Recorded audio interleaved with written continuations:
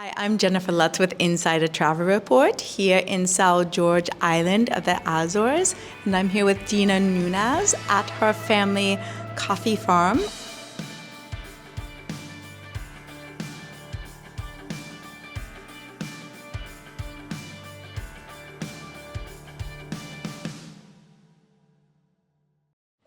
What, when visitors come here, what are all the things they can expect to find? Okay, the most natural possible, by the way. Well, what we do is most part of the people, when they think about the coffee, they are thinking like factory or something. We export the coffee, we sell the coffee to other places. In the end, nothing about that. Okay. It's all family. Everything is very traditional. What we do, we have a lot of work to prepare all this coffee, and what you see here in your bag, that is a part of my mom. So this is everything handmade. So it's a long process. Okay. So what the people they expect, by the way, is well, if they want to visit the coffee plantation. We like to show a small part so that people can understand how it is the plants. We like to explain the process of the coffee. But of course, it's difficult to sometimes to show to the people all the process because we have some special seasons. Okay, so you took me through some of the process. Yes. And you do tours, yes? Yes. Okay, so take us through just a couple parts of the process and how Okay. you do it here. So the coffee plants, what we have, by the way, it is Arabica species. Okay. Okay, so it's original, not from here. It's from Brazil. Okay, so we like to explain the people that because many people they think the coffee it's exotic plants, so they think it's from here, and we say no, it's not from here. Well, we are in the Atlantic North. We're in front of the So- sea, actually. Yeah, directly. exactly. So people, it's expecting the coffee in the mountains, and in the end, we need to say no. It is possible to have coffee very, very close to the sea. And why is that? What's special about this island that lets that happen? Okay, we have a very special thing, microclimate. To explain better this, I like to explain in the world where the coffee plantation they grow, they grow normally between Ecuador line and South Hemisphere, but these islands, so Azores, they are in the middle of Atlantic North. So the temperature here is a little bit low in comparison with these other countries and a little bit more cold. So they need to have these plants, in this case in other country, in the mountains, because they need to get a temperature where it's not so high, not so low, a lot of humidity, rain, to have water. Guess what? We have here the same thing, but not in the mountains. The microclimate what we have here is low altitude. So does that affect the flavor of the coffee? Probably it is, we think. Well, we cannot prove scientifically, okay? But it's very interesting. Some people who already try the coffee, and we are speaking people who is expert, they test a lot of coffees and everything. Some of them, well, they can feel the salt water. It's very interesting. But what we feel more in the flavor of this coffee, it's more flower, fruity flavor. We think it's the reason we have a lot of fruits, trees around, and other plants like pumpkins, onions, garlic. I don't know, we mix everything. When you say other fruits around, you mean on the farm or you mean within the coffee plants? They're all Okay. together? It's everything mixed. For example, we have banana trees. So we have the banana trees, and mixed between of the bananas, we have the coffee plants. Okay. We have orange trees. We have mixed with orange trees, chestnuts. We have, I don't know, it's so much quantity of fruit what we have but we have in different farms. So maybe the people, they think, oh, but it's in one single place. No. This is a fajin, a small, flat platform. So we don't have too much space. So this is one of the reasons why we don't have so much plants what we would like to have. So I have so many questions. So first of all, you have all these different plants mixed in. And you don't use chemicals or anything like this, no? No, we don't need it because we have so much quantity of different types of plants. I think that is a very, I'm going to call great ecosystem between of them who can protect between of them.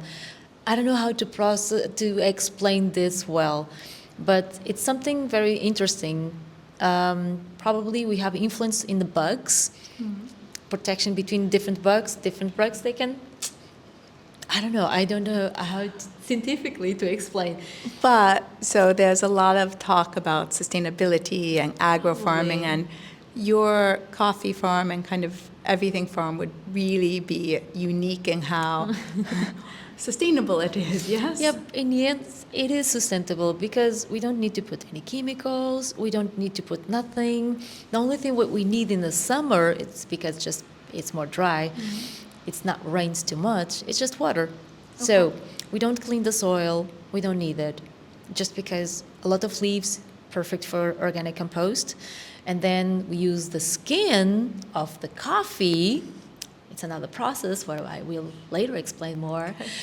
But we use the skins to fertilize the soil. It's perfect. And then keeps humidity on the roots of the plants. So that is perfect. Okay, so you grew up doing this, so you know everything about. You sound like you know what you're talking I play in the middle about. of the coffee plants and the fruit trees and jumping like a monkey to get the fruits. So, I mean, it sounds amazing. So then, for someone coming to visit, what is it really that you're sharing with them here at your coffee craft everything house? Okay, so in the end, just to explain a little bit so they can understand a little bit the reality.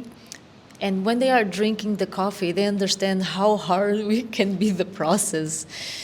It's when the people really understand how it is made, they really understand how it can be the coffee, because most of them, they drink coffee and they're like, oh, just drinking coffee, but they don't know meaning idea. I come from New York. None of us just drink coffee. We like it. So what we have here is, we would call it artisanal coffee. Yeah. So take me through now, please, the process. You begin by what? Okay, we start in the season to pick the coffee. Okay. What time of year?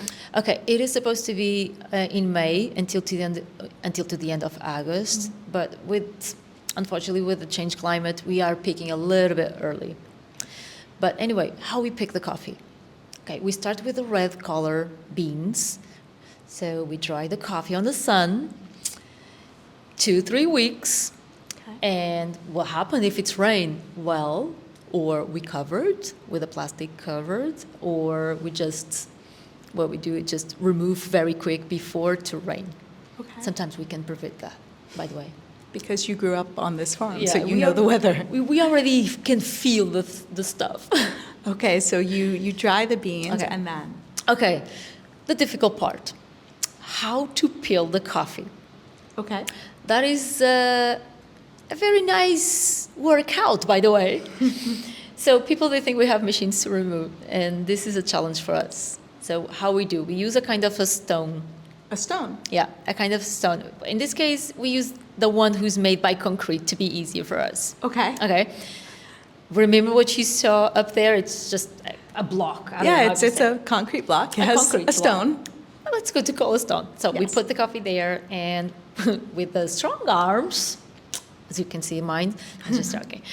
But then we need to be strong and be careful to not broken the coffee bean inside. So we have to have control in the weight of the block, the concrete block. So we move in circles until to remove all the skins what we needed. So after that, well, we need to clean. So from this, now you have the green coffee bean, right? Yes. And then you clean it. Yes. How do you clean it? Ooh, after the dinner, all the conversation to put it in the day with the parents and watch TV. So cleaning one by one, cleaning for the rest of the skins what we don't want, and clean just the green ones what we want. You do it by hand. By hand. No machines here. Okay, so, and you do all of this artisanal, no chemical, of the earth coffee, and then you export it, you sell it around the island. What happens? Nope.